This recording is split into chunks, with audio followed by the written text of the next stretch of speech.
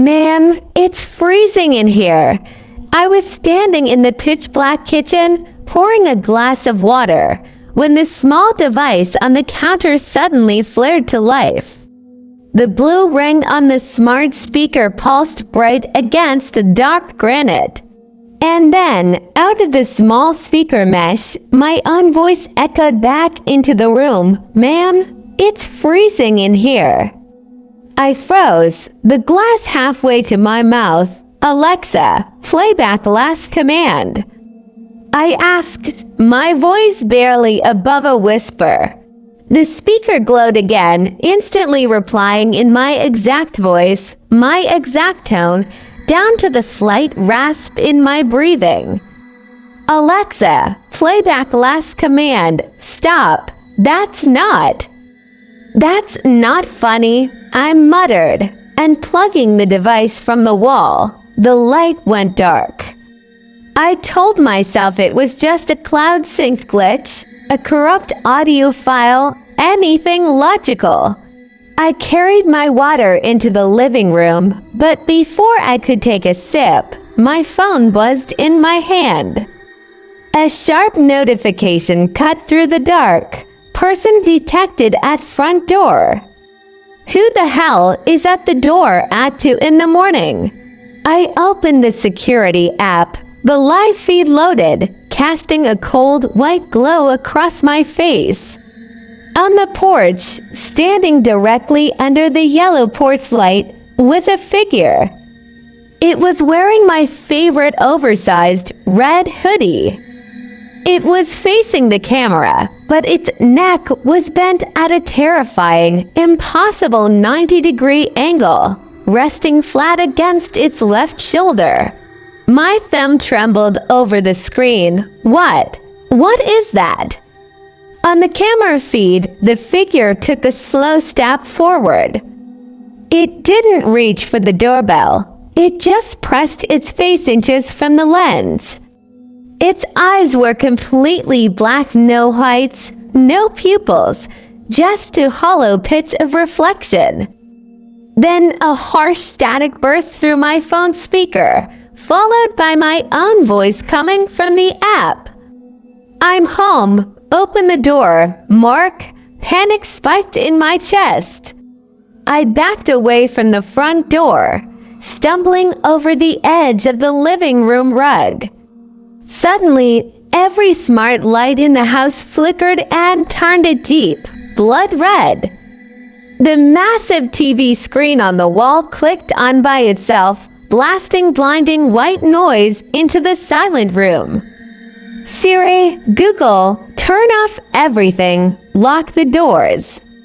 I screamed into the chaos. Instead of the smooth electronic click of the smart deadbolts securing, a heavy, mechanical thud echoed through the hallway. The locks weren't securing, they were unlocking. The smart speaker on the kitchen counter which I had just unplugged glowed a deep crimson ring. My own distorted voice echoed from every room in the house. Access granted. Welcome home, Mark.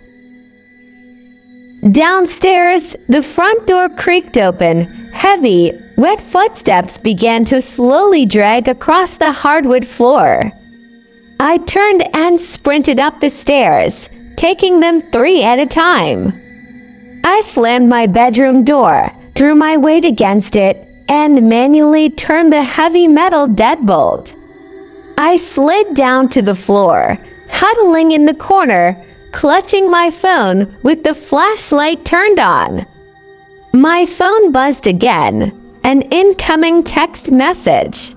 It was from my own phone number. The preview read, "Look behind you." No, I whimpered, my hands shaking so violently the flashlight beam danced across the ceiling. Slowly, agonizingly, I lowered the beam of light toward the base of my bed.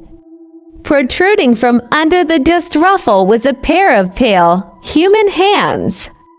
They were bound tightly at the wrists with thick black zip ties. A figure slowly crawled out from the dark space beneath the mattress. I gasped, pressing my back flat against the wall. It was Mark, the real Mark, bruised, blooded, and trembling with sheer terror. He looked up at me, choking back tears, his voice cracked and raw. Don't listen to it.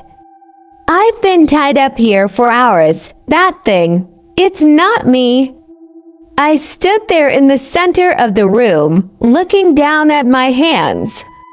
As the light hit my skin, my fingers began to stretch, turning a pale, sickly gray.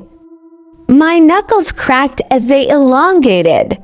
I couldn't help it.